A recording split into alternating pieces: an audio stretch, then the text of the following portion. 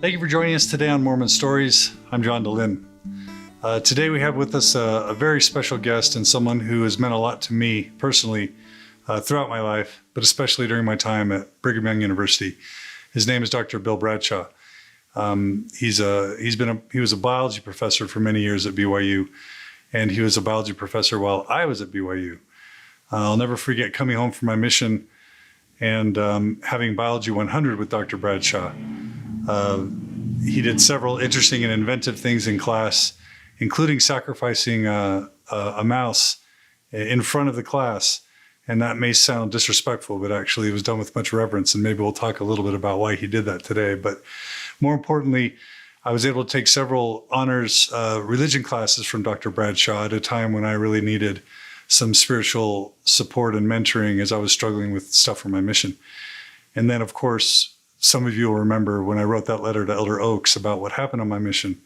Dr. Bradshaw was kind enough to help me draft a kindler and a gentler and a more thoughtful letter that maybe would have a better chance of being received well by the authorities. So Dr. Bradshaw's teachings have been really important. Today we're going to cover several things. Dr. Bradshaw's life, his experiences as a teacher at BYU, his thoughts and feelings around biology and evolution and science as it relates to faith and religious issues. We're also going to discuss homosexuality. Dr. Bradshaw has a gay son, and we're going to talk a little bit about his experiences with that. And then finally, we're going to talk about maybe some issues regarding reconciliation of faith and intellect. Dr. Bradshaw is a former mission president. He's a former member of a stake presidency, and he's just a dear man. So with that, Dr. Bradshaw, thank you for joining us on Mormon Stories. You're very kind, John. It's nice to be with you again. How's that for an introduction? Did I embarrass you sufficiently? Yes, and looks like the tables are turned now. I'm on the other side of the lectern, as it were. This is your exam. Okay. All right. Well, Dr. Bradshaw, there's so much we want to cover, but I think a discussion about sort of your early years at Harvard and even before that, and a discussion about some of your times at BYU would be in order. So let's just maybe ask you to start. Tell us a little bit about your early years as it relates to the church, and maybe some of the meaningful milestones along the way that might be of interest to our listeners. All right.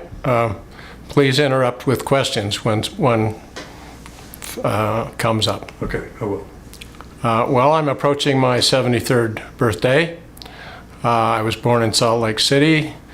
I'm a brother to two younger sisters and a son of school teachers.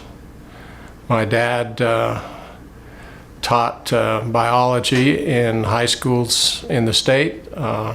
He was at West High for a very, very long time and came to East High when I was a student there. He defected. He did, I suppose. On the side, he was a taxidermist and taught students how to mount specimens. In fact, one of the things he was allowed to do was to shoot a couple of seagulls and make a replica of the top of the Seagull Monument. For a long time, that was on display in Temple Square before new museum buildings were built. And in order to afford to teach school, my dad did construction work.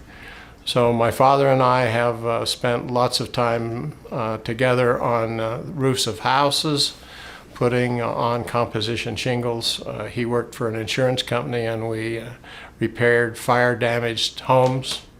My mom was a elementary school teacher before she had her family. So it was really important at our house to do well in school. There was a dinner out for the family if you brought home straight A's, and lots of pressure not to do otherwise. Our home was a very pleasant place for me, as I remember it all. So I graduated from East High School in 1956. I tried to do well in school, and I enjoyed athletics.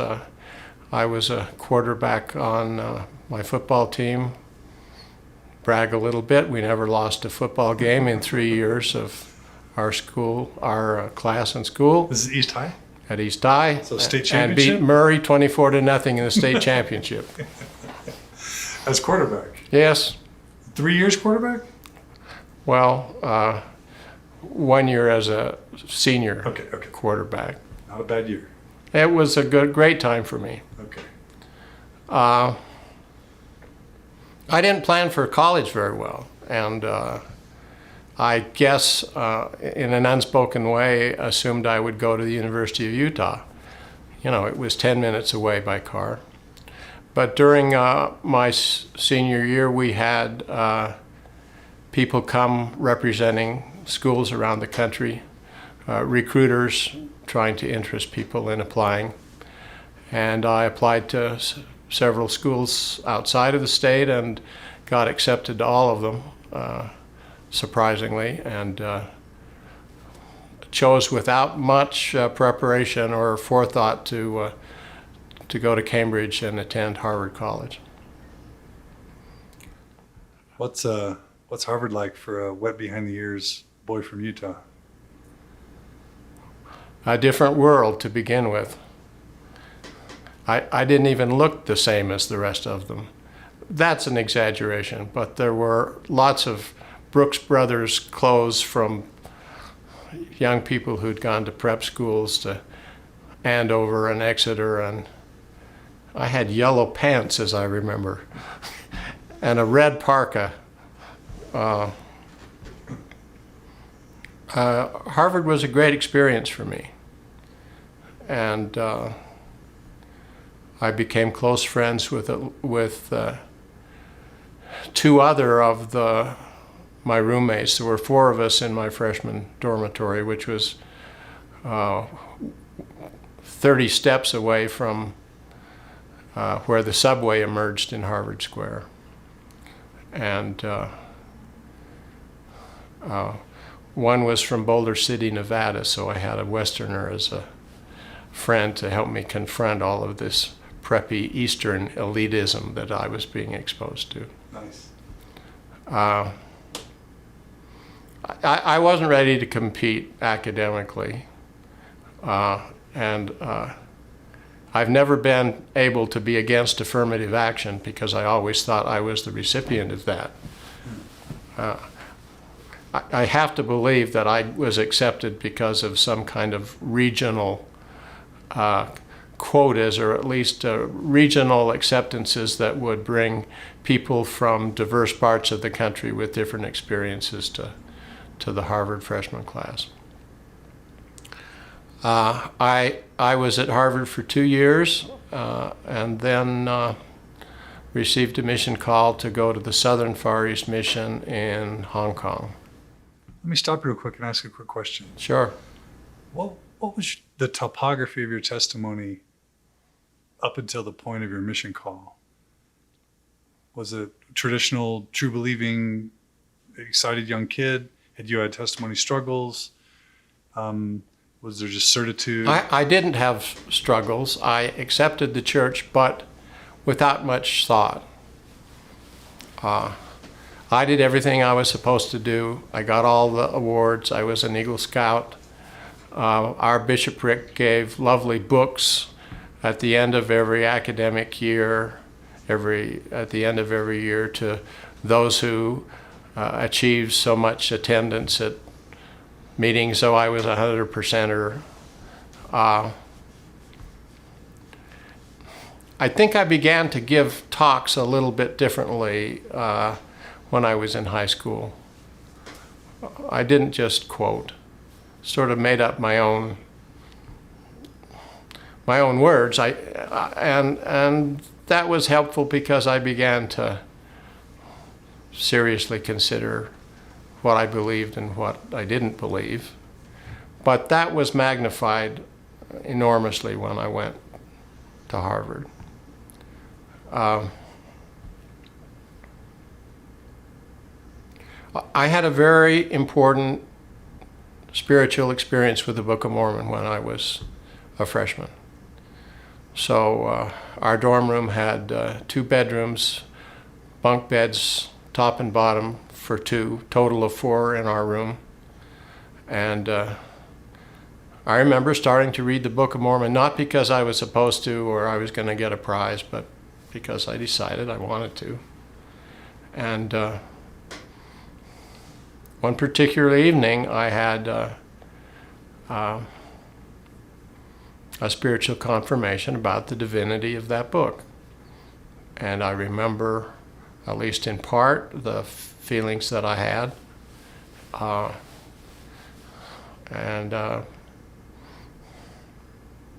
That was a very important, the beginning of a series of important kinds of spiritual confirmations for me that have kept me in the church.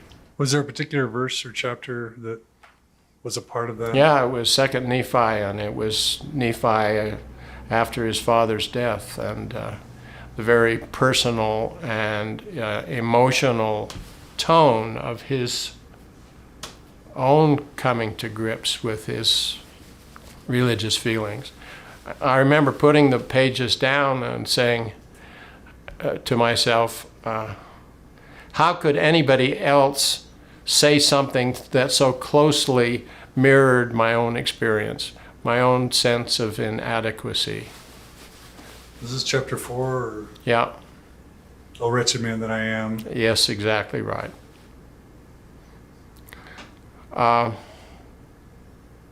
I think I arrived on a Tuesday. The way that I got from Utah to Massachusetts was that a friend of mine, a very close friend, our student body president, was going to Yale. We looked in the newspaper. Somebody was advertising a need for drivers. So we drove to Springfield, Illinois with this fellow, and then on to Washington, and took the train to New Haven. And I stayed the night in the YMCA and took the bus the next morning to Boston. Got a taxi and was let out in Harvard Square with my East High letter sweater on and my portable typewriter and a small suitcase, and for the next 2 months had to pinch myself daily to realize that I was somewhere different than I'd always been in my life. Sure. But I think it was Tuesday, and so in the evening I went to find the church. So I walked down Brattle Street to the Cambridge Chapel, and the place was alive. People were planting flowers and polishing the doorknobs and cleaning, and it turned out that this building had been the construction had been finished recently, and it was going to be dedicated the next Sunday. I was an usher at the dedication of the Cambridge Chapel, and David O. McKay came and dedicated that chapel. And that was the beginning of an important realization for me. I had never experienced how important the church was to other people who hadn't had all of the advantages of Utah Mormonism. If I walked slowly from the front door of my home in Salt Lake, I could be in my church in 3 minutes. And here these people had never had a chapel, and some of them had lived decades, and they had attended church in unfavorable circumstances, and they were a minority, a strong minority. And missionary work in the New England Mission was tough, and this was their own building, and there were tears, and there was I could see it all around me, how important this was, and that had a strong impact on me. I spent a lot of time at church. Interestingly, before I left, my teacher's quorum advisor was Duff Hanks, Elder Marion D. Hanks. He was a good friend. And he said something to me that he gave me advice that would probably surprise people. He said, don't spend all your time at church. I think people would have expected a general authority to say, make sure you don't lose your testimony among all those terrible influences back east. And he gave me the opposite kind of advice. I would like to say that I visit Duff on occasion now. He's incapacitated with Alzheimer's, seriously. And I go to the place where he's staying and visit for a few minutes. I'm uncertain that he recognizes me, although on occasion there's a glimmer that he might. And I read a few pages from the Book of Mormon to him and kiss him as I leave. I'm very grateful for him. But I did spend quite a bit of time at the Cambridge Chapel, and I went there Sunday. And during the week there were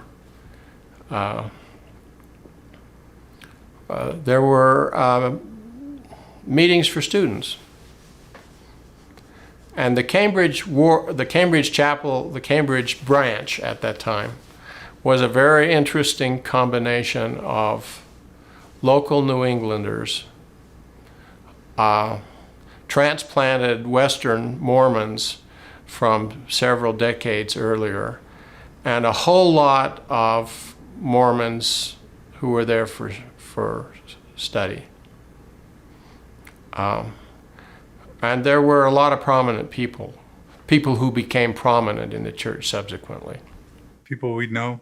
Yes. Truman Madsen was there in philosophy and subsequently in another discipline. And I used to hold street meetings on the Boston Common with Steve Covey. I should tell you a minute or two about that experience. As missionaries or as just zealous church members? Covey was in the MBA program, and he'd come from Ireland, and sometimes on his mission in Ireland he was a one-man show, and he'd go to a certain place in Belfast at a certain time on a certain day, and people would be waiting. You have to understand that the British culture permits people to talk and argue with each other in public without taking on the appearance of being a kook. So Steve got permission from the New England Mission president to hold street meetings. So we'd go down in his car, lift up the trunk, get out an old wooden rickety chair, and sing. It was usually High on the Mountaintop, one verse. Harmony? No, that's the only song Steve knows. Unfair, but almost true. And then we'd take turns and we'd stand up on the chair. And on Sunday afternoon, in the Boston Garden and the Boston Common, there are a lot of people. So the garden is on one side of the street, and those are where the duck boats are, and Robert McCloskey's Make Way for Ducklings book that I subsequently read to all the kids. On the other side of the street is the Common. And there are thousands of people on Sunday afternoon enjoying the garden and the common. And people of various religions came and set up shop and talked to whoever would listen. So the Salvation Army was there, and Sam from Saugus was there, who had established his own breakaway Protestant church. And Father Feeney was there. Father Feeney was an apostate Catholic priest. He was a one-time advisor, Catholic advisor to Harvard students. He had formed his own group. They were called Slaves to the Immaculate Heart of Mary. And at a certain time, every Sunday, they would begin a procession across the garden, cross the street, and pass right in front of Steve and I, and proceed down the sidewalk a ways. They were dressed in black. The men had big, heavy black overcoats, and the women dressed in a costume that was much like the Salvation Army ladies' costume of the day, with a bonnet and cape, all black. And they had in the procession a crucifix and some other banners. And they would form a circle of 50 yards away from where we were, and immediately 4 or 5 squad cars of Boston policemen would pull up, get out of their cars, and link arm to arm in a cordon around the Slaves to the Immaculate Heart of Mary. This is heady stuff from this kid from East High School. Why were the police involved? Well, you only had to listen to the first minute of the anti-Semitic stuff that came out of the mouth of Father Feeney and his henchmen, his followers, to understand why this was potentially a dangerous circumstance. The Jews are the enemies of God. Look at that filthy Jew down there in the audience with the big nose. I mean, I had never been around anything like this.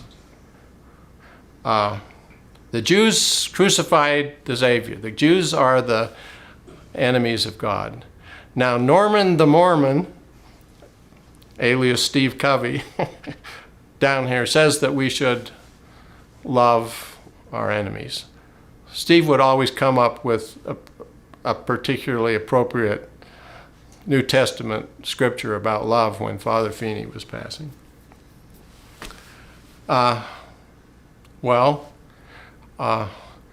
That was my sort of quasi-missionary experience on the Boston Common.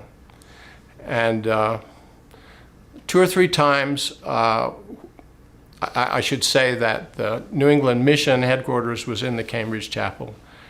And on occasion when missionaries working in the office, when one of them was ill, I was allowed to go, I guess on splits is what we would say today, with one of the elders, and had a chance to go with them while they were teaching investigators. One of the people that I remember teaching was legally blind. He could read a little bit. He had a large print copy of the Bible and a very large magnifying glass, and he was a devotee of Oral Roberts, listened to the Oral Roberts television evangelical program. A couple of weeks after I went, I got a letter from Oral Roberts greeting me as an associate in Christ, and so I had a little taste of missionary work before my call to Hong Kong. Real quick, I remember a story you telling about a roommate coming home late from a party. Yeah. Did that happen before or after your mission? Before. Do you remember that story? Oh, yes. Are you comfortable sharing it and what it meant to you particularly? I'd be happy to. So I mentioned Will from Boulder City, Nevada, and Rob Coe was from the Washington, D.C. area. And Al Grossman was from New York City. And Al was a very, very, very, very bright man.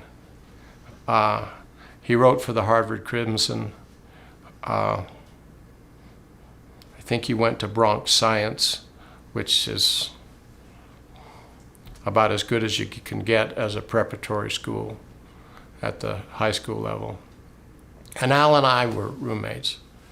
And Al wasn't very close with the other three of us, and he had close friends in another group. And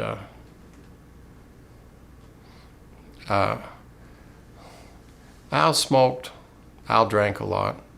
So one night I'm up studying at Saturday night. See, I thought the one advantage I have was that I was a hard worker. Yeah. So all of the guys from Exeter and Andover could get by with all of their improved education, but I could stay up all night and sort of hang in there. I remember the first time I was up all night finishing a paper, and I walked out into the Harvard yard. Every light in the place was on. Everybody else was up. I had no advantage at all with respect to being a hard worker. So it was Saturday night, and Al came home, and he was really soused. And he was supported unsteadily at two friends, one on either side. He sort of waved incoherently, and they dumped Al on the bottom bunk of our bunk bed. So I don't know, 3 o'clock or something like that, I thought I'd go and get a couple of hours sleep before heading to priesthood meeting, and went in, and Al had recirculated all of the beverages from the night before, and it was all over, and it was a mess, and it was awful, and it smelled, and I was irate, and I closed the door, and how could Al be so inconsiderate? Didn't Al know that if you turned down drinks when you were a Mormon youth in the beginning a race, you were going to win the race because you honored your commitment to the word of wisdom? I mean, my self-righteousness knew no bounds. And I don't know, a half an hour later, something happened, and I went in the room and got all the towels from the bathroom and cleaned up Al and cleaned off the floor and cleaned up the sheets and did the best I could and made multiple trips and washed it all out, and then it was time to go to church. And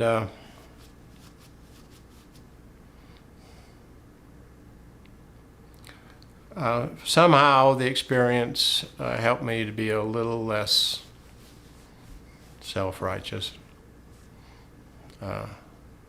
jettison a little bit of pride. What kept it from confirming your righteous indignation? I don't know, John. It just, something happened.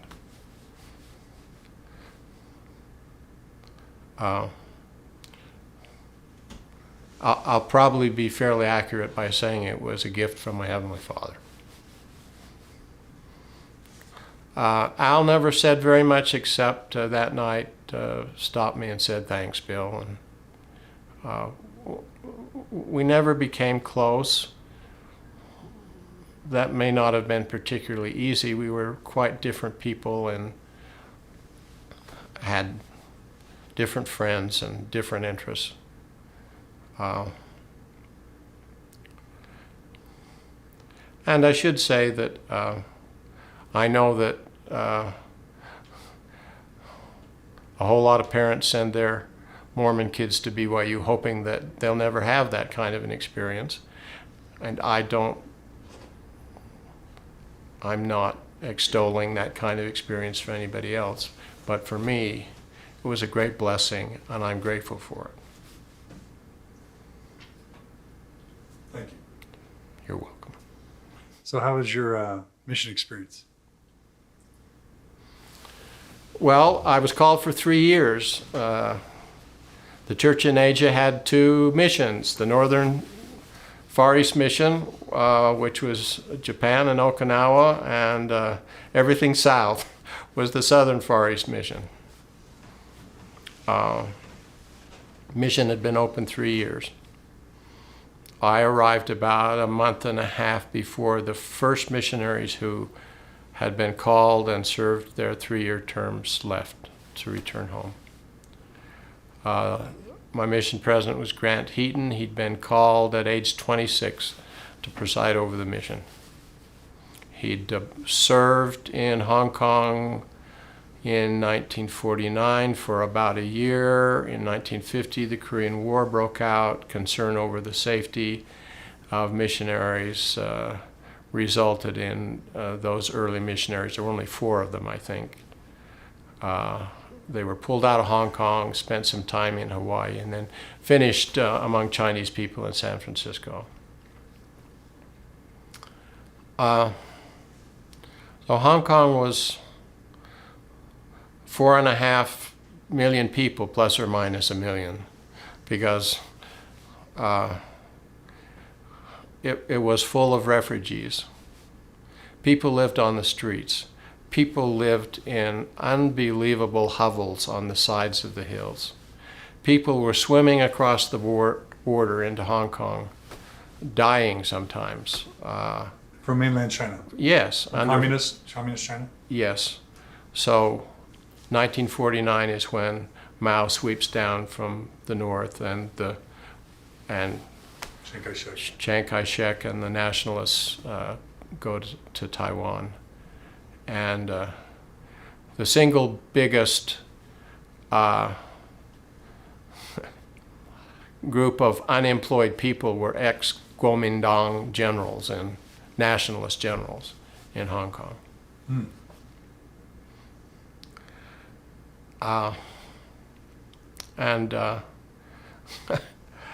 My first real experience out away from the mission home, we stayed in the mission home for several days.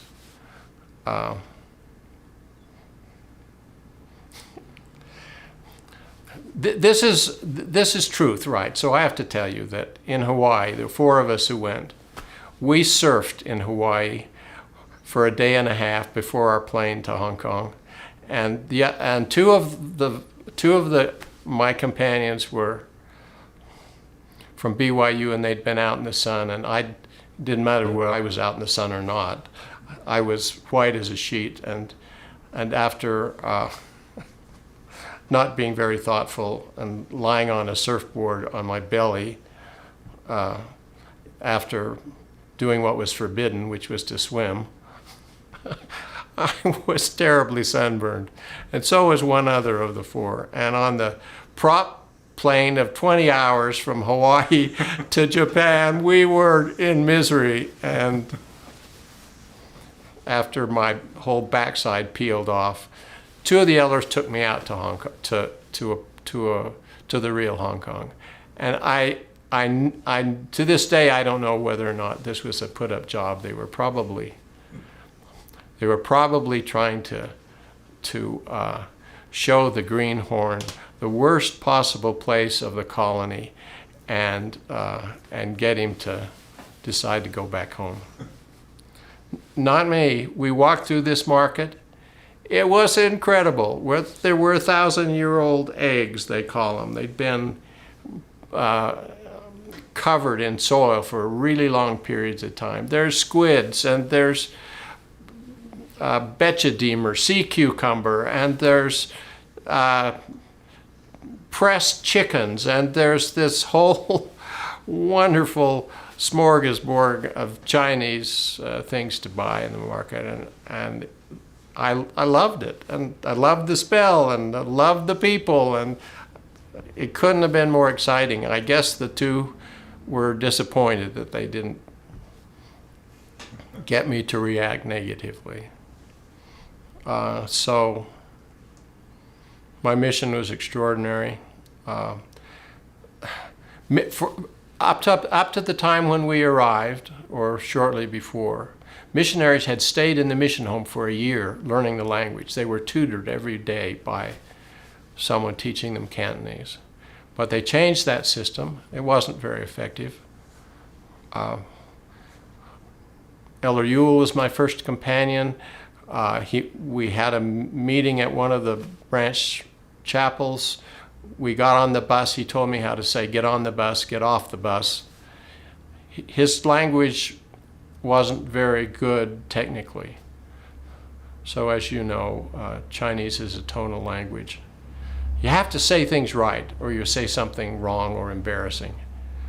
So he taught me how to say get on the bus and get off the bus. And we sat there going to the apartment. He taught me how to say the Romanization for Joseph Smith and Jesus Christ and the name of the church and a little bit about the money. We got to the apartment. There was a young sister there.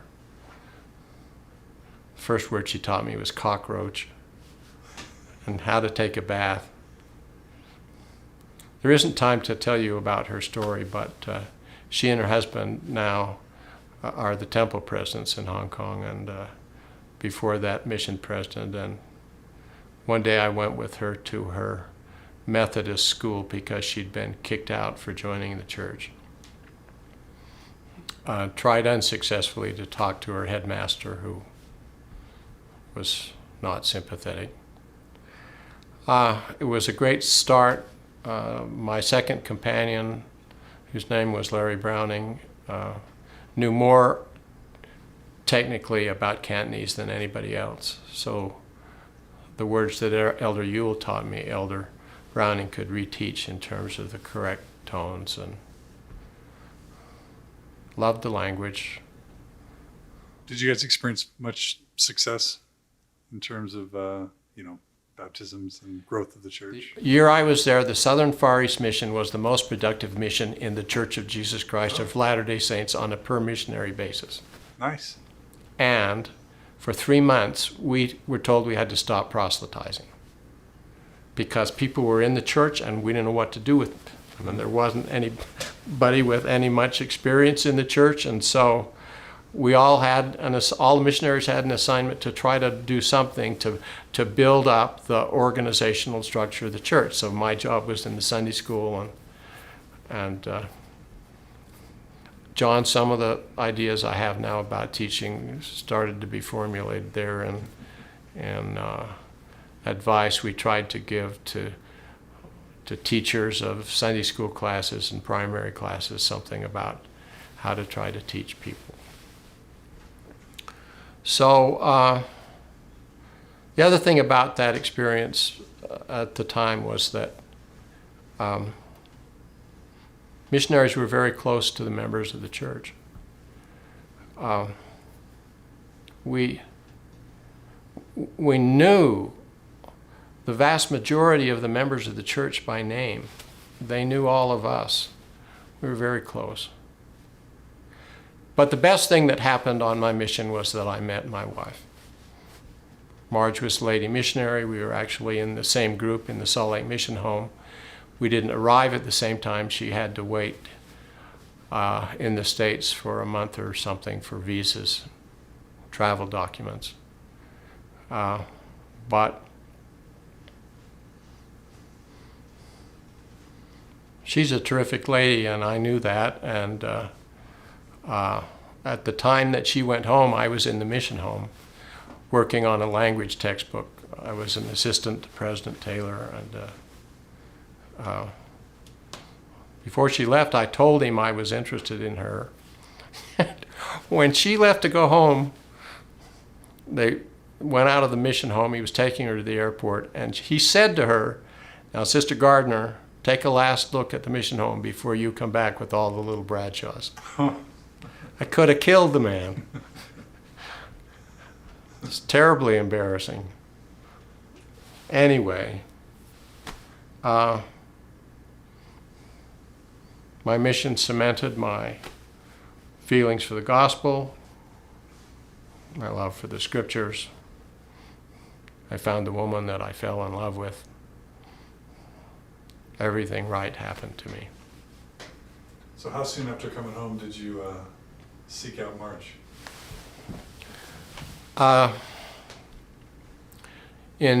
During the time I was there, the mission call was changed from 3.5 years to 2. So I sort of split the difference. Came home in January of 1961. It was cold. Drove to Afton, Wyoming.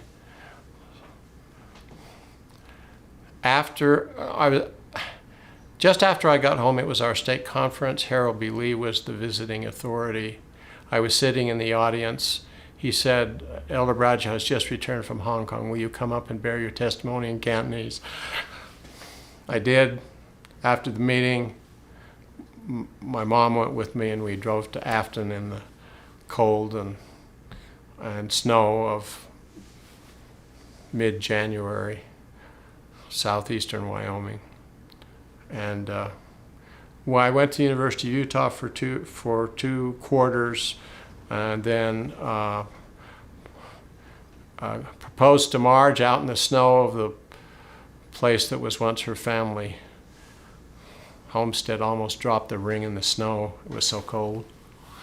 She said yes. We got married in June. We served a mission to the Salt Lake Valley Chinese community. Went back to Cambridge in the fall. In the middle of that missionary summer, Gordon Hinckley came, and we knew him from when he had visited Hong Kong. He invited Marge and I to his home.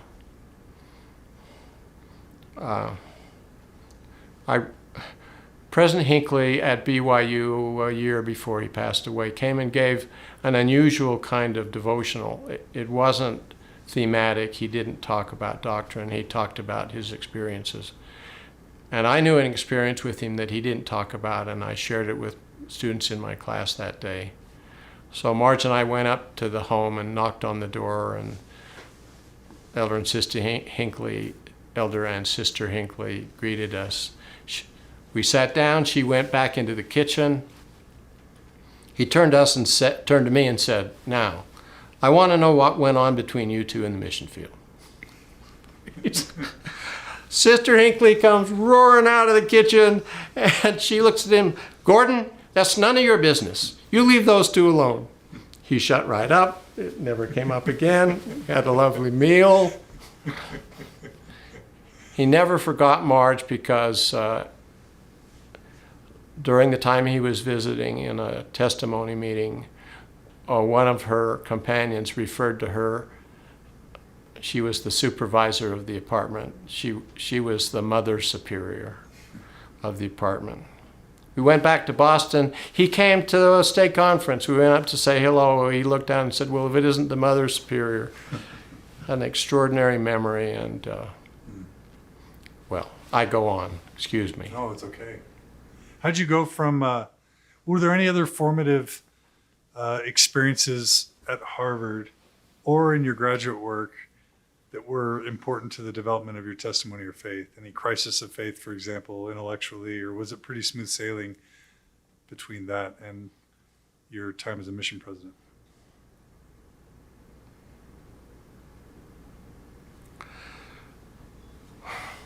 John, I'm not exactly sure that I've ever had a crisis of faith. I've had a number of crises of feeling inadequate and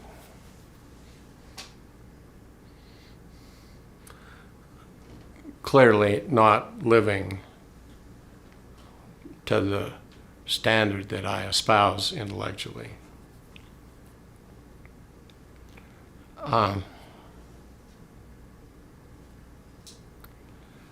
Maybe what I should say, however, is that as I've matured, my perspective has changed somewhat. So I suppose as I look back in an earlier time in my life, after we were married, the first 10 years before we were called back when I was 33 to be a mission president, I probably thought I had it all figured out. Ask me some doctrinal question, I'll know the answer. Well, there are a whole lot of things that I don't know the answers to now. The paradox is that with the recognition of the depth of what I don't know and the number of questions that I don't know the answers to, there's been a greater faith. So I suppose at one time in my life, I supposed that I viewed faith as a sort of, as a commandment. Language of the 42nd section of the Doctrine and Covenants. Have faith in Christ with the sort of, because if you don't, something unfortunate follows.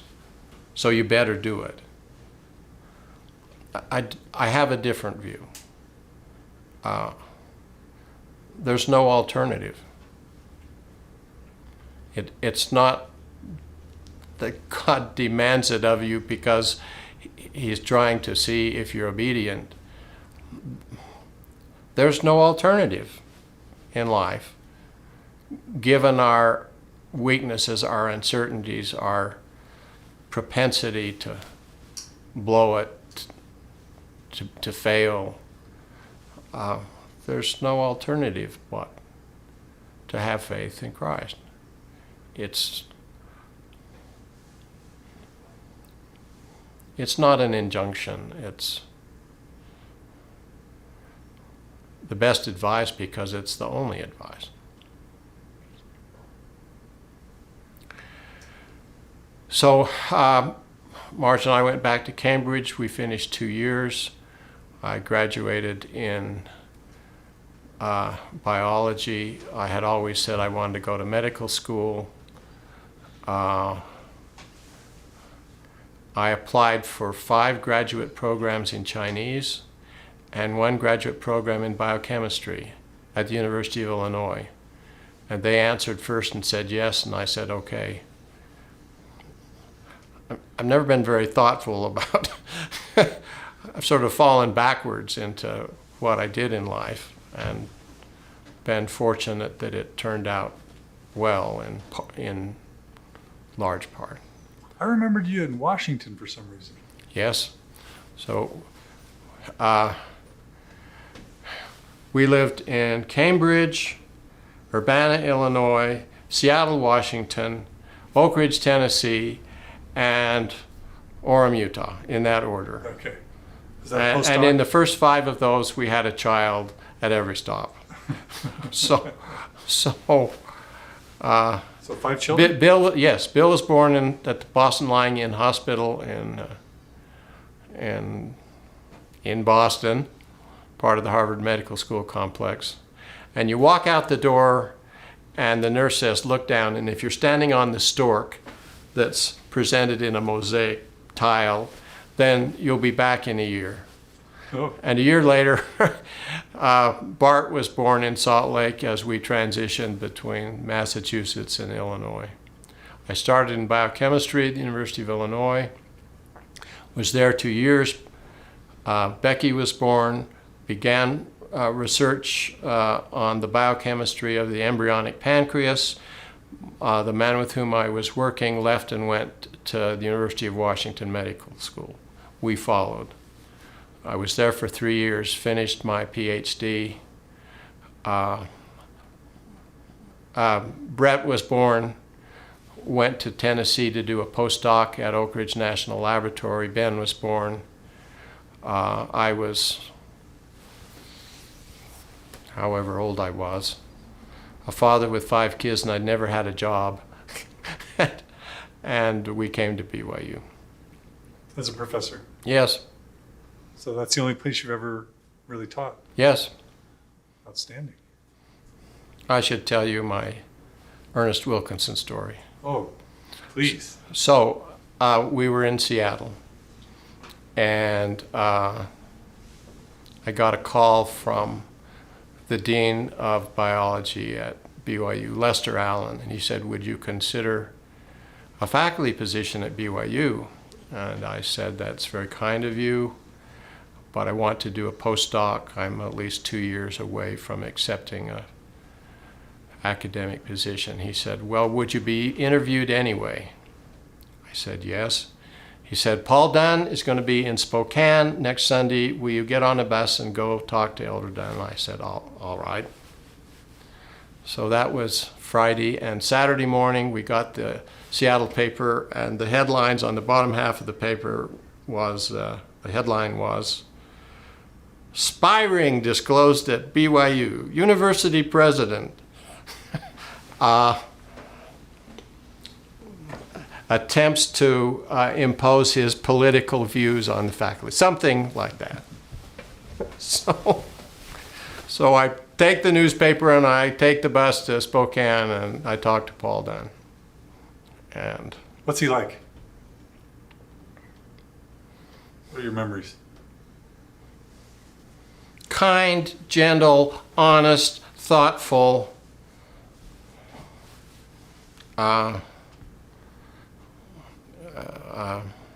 He made a believer out of me. So I said, "Elder Dunn, what's all this about?" He hung his head and was embarrassed, apologized multiple times. So the quick history, which many people know, and I won't.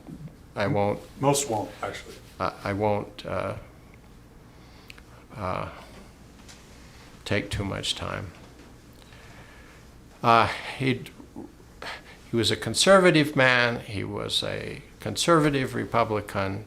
He was an anti-government ideologue. He was an iron-fisted kind of administrator. He took pride in coming home from Salt Lake late at night and running the red light at the intersection into BYU and then going the next morning and paying the fine. You know, he did push-ups in front of the student body in forums. Interesting man. But he had personally set up a system where a group of students in various classes would target certain teachers, and he wanted to find out what political views they were espousing in the classroom, and especially he wanted a response to to a forum talk that he had given on political ideas. He was not a Keynesian economist, and this happened, and Ray Hillam was one of the targets. Russ Horiuchi was one of the targets. Two men became dear friends of mine. There were others. One of the students spilled the beans. It came out, you know, and it was BYU's Watergate. So what year is this? 60.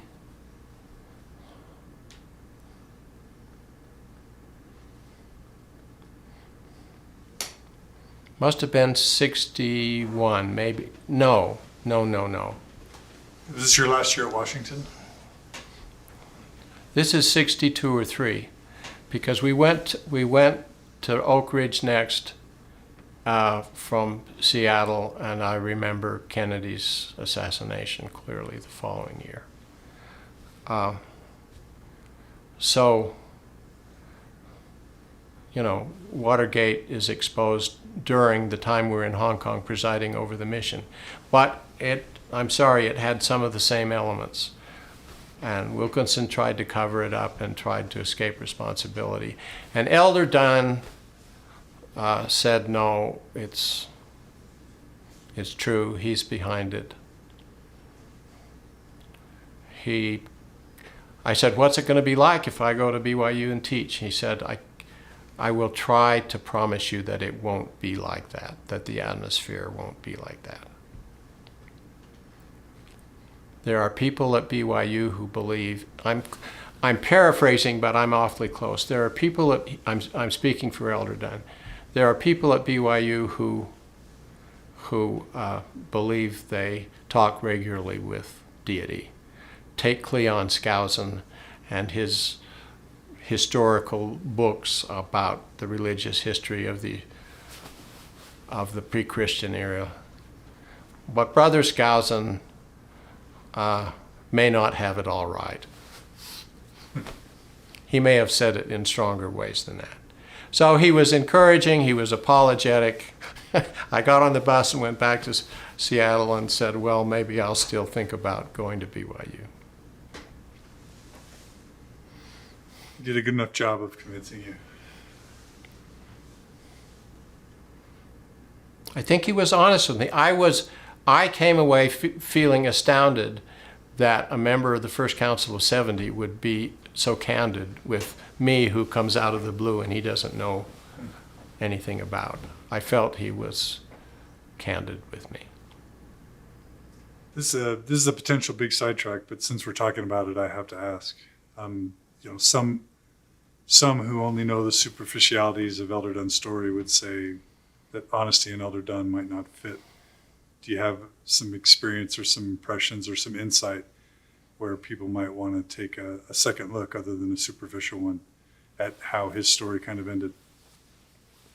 Not to sidetrack, but I'm just curious if you have. I don't know enough to say anything very meaningful, John.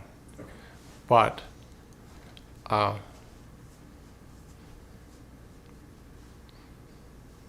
most of us do good things and most of us do stupid things.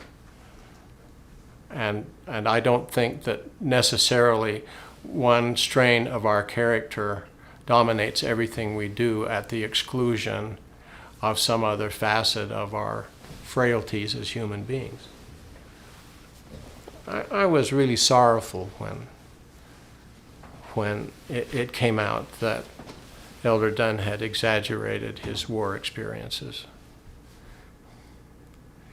But that didn't cause me to lose respect for him or to invalidate my perception of my brief experience with him. That's great. Everywhere we went, we added another child to the family, and we were engaged in the church. Marge was in Relief Society presidencies everywhere we went.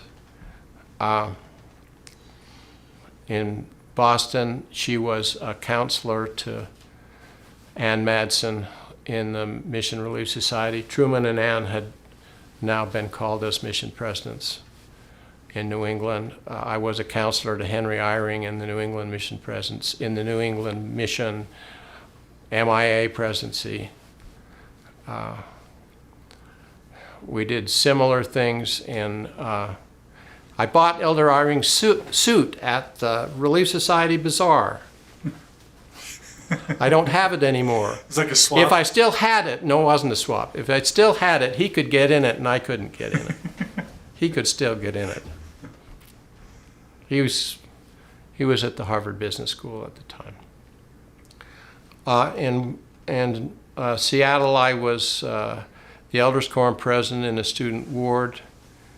There were 100 families, 98 elders, and 2 high priests who got called to be counselors to Bishop Ellis. There were a lot of pressures on those families. Seemed like a third of the members of the ward were in dental school. But the men, I don't think any of the women were students, but the men were in graduate school. They were in Spanish or dental school or medical school or philosophy or something. And the women were at home with 1.5 kids and no money and living in subsidized housing and going to hearing Relief Society meetings, presentations about what to do to gladden the home for Thanksgiving and Christmas, and remembering how their mothers did it up, and they couldn't do it that way. None of us could do it that way. And a lot of strains. Marital strains, concerns about unrealistic expectations, and especially a need that was not always met for husbands and wives to share intellectually. You know, you're off in a graduate school and as a man, and it may be hard, but there's also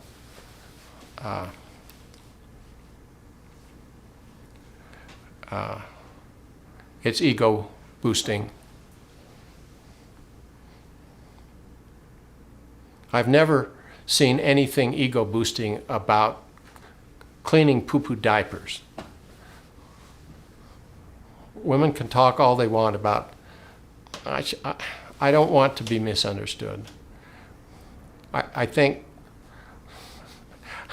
women are terrific mothers, but you do what you have to do, and it's not glorious, and I don't think. And you have to be loyal, and you have to do a lot of things you otherwise wouldn't have to do. And if somehow you can feel that that's spiritually enriching, well, God bless you and good for you, but it's not that way for a lot of people. So, to stop meandering quite so much here, I was in a church position where I began to see some of those tensions and began to be a little bit more realistic about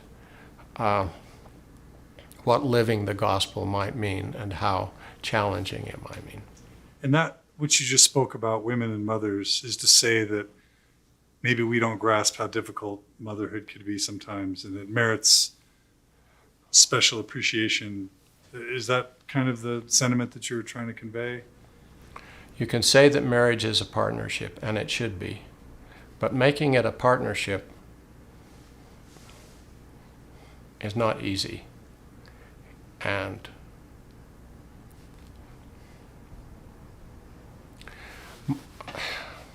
my extraordinary wife is more responsible than anyone else that I know of for the fact that the Hong Kong mission became a stake a year and a half after we left. We applied, we went through the process of putting in an application. And we worked very hard to shift responsibility entirely to the local saints. And we had a district council and a presidency that were fully functional. But Marge had Relief Society bazaars, and she worked with the sisters, and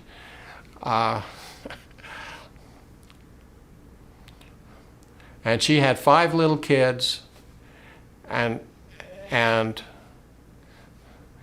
one of the, we never converted very many couples. Husbands and wives didn't join the church together. The people who joined the church in Hong Kong were 12 to 23-year-old single people. And we decided if we were going to have Mormon families, we were going to have to make them. I married 14 couples while I was a mission president, and we had a dance festival, and it was on the grounds of the mission home where the Hong Kong temple now is. And Marge made little simple costumes for all the girls, just a bandana kind of cap and a neckerchief or a sash around the waist or something. And I taught I taught round dancing and square dancing and schottisch, and I got the MIA dance program. That's what I was when I was called as a mission president. I was the dance director of my Orem 25th Ward. That was my ecclesiastical preparation for being a mission president. That was a calling, huh?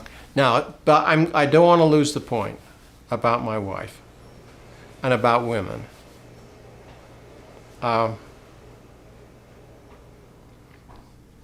If you read Lanny Britch's book about the church in Asia, you'll see my name. and you'll see what happened during the time when President Bradshaw presided over the mission. Nothing about Marge. And that's not unique to us.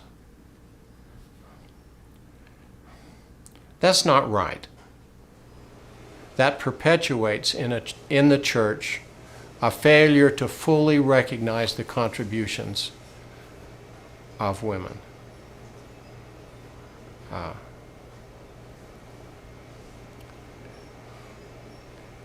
And that's hurt my wife. She has some,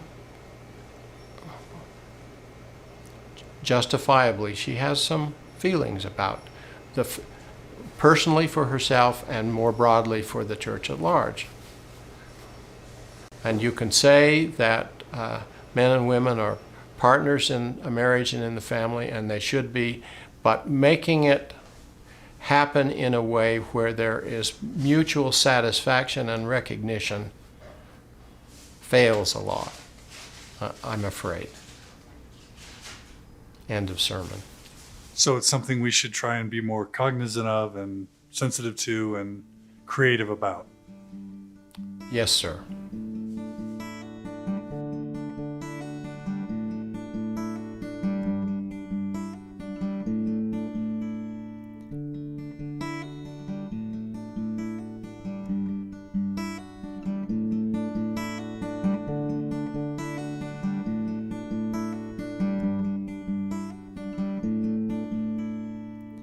Nearer, my God, to thee. Nearer.